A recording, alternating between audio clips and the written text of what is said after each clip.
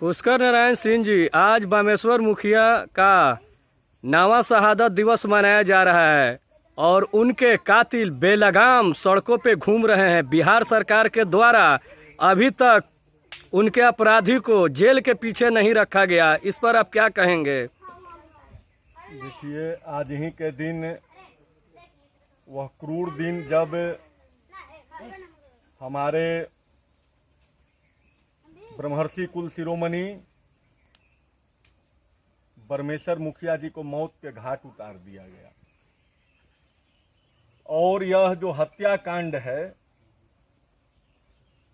इतना चर्चित हत्याकांड होने के बावजूद आज हम लोग शहादत दिवस मना रहे हैं पालीगंज के पैपुरा ग्राम में, लेकिन यह शहादत दिवस अधूरा कहीं न कहीं है, क्योंकि इतना चर्चित हत्याकांड होने के बाद भारत की सबसे प्रतिष्ठित जांच एजेंसी सीबीआई, बिहार सरकार सीबीआई को सुपुर्द करता है केस कि जल्द से जल्द कौन हत्यारे हैं उसको जांच करके और सामने लाइए।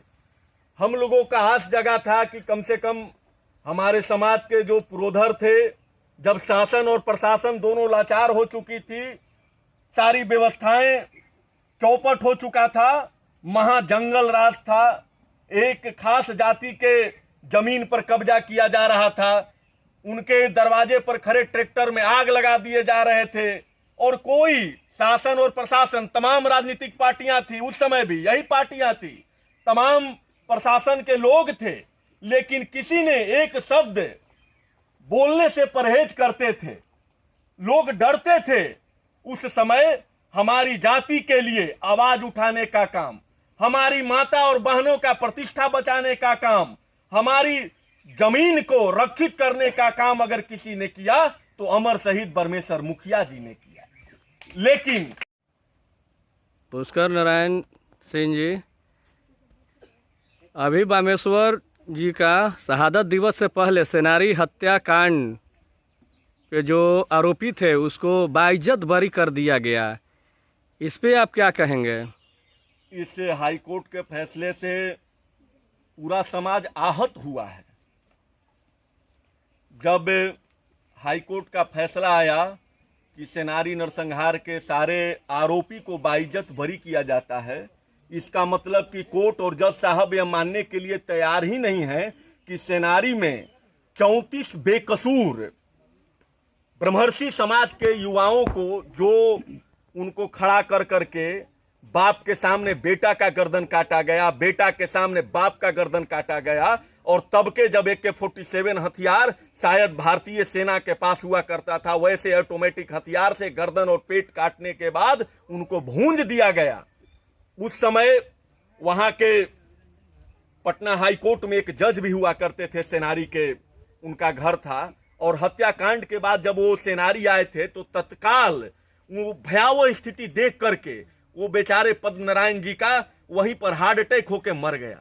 जज साहब, आपने जो फैसला दिया यह पुलिस मैनुअल के विरुद्ध है, भारतीय दंड संविधान के विरुद्ध है।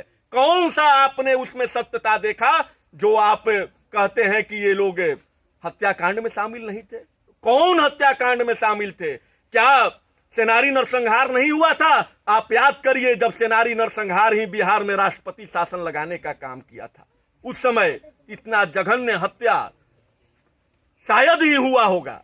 और यहाँ का जो सरकार है, सबसे बड़ा तो यह मंशा खड़ा होता है कि लॉकडाउन में इतने गंभीर मुद्दे पर इतना बड़ा फैसला दिया गया। और इसी प्रकार का एक फैसला शंकरपुर बाथे नरसंहार में दिया गया था, जहां पर सामान्य जाति के कुछ व्यक्तियों को जो उस आरोप में शामिल नहीं थे उनको कोर्ट ने बरी किया था। तो यही एनडीए सरकार, उस समय एनडीए सरकार के मुखिया सुशील कुमार मोदी हुआ करते थे, उन्होंने तुरंत लीगल पिटीशन दिल्ली के सुप्रीम कोर्ट में दिया। आज वही एनडीए सरकार है, और जब सेनारी नरसंहार के आरोपी बरी किए गए तो आप कहां हैं? इतना दिन हो गया, आप सिर्फ और सिर्फ सामान्य जाति का वोट लेना जानते हैं। इतना बड़ा नरसंहार के आरोपी बरी हुए हैं और आप एक शब्द कहने से भी परहेज करते हैं, तो यह हमारे लिए सबसे बड़ी दुखित घटना है, सबसे बड़ा दुख करने की घटना है। हम मांग करते हैं कि इसका उच्च स्तरीय जांच हो और सुप्रीम कोर्ट में, चूंकि लॉकडाउन में हम लोग भी थोड़ा व्यस्त हैं, जैसे ही लॉकडाउन समाप्त होता है हम लोग लीगल टीम से बात करके और सुप्रीम कोर्ट में पिटीशन इसका दायर करेंगे।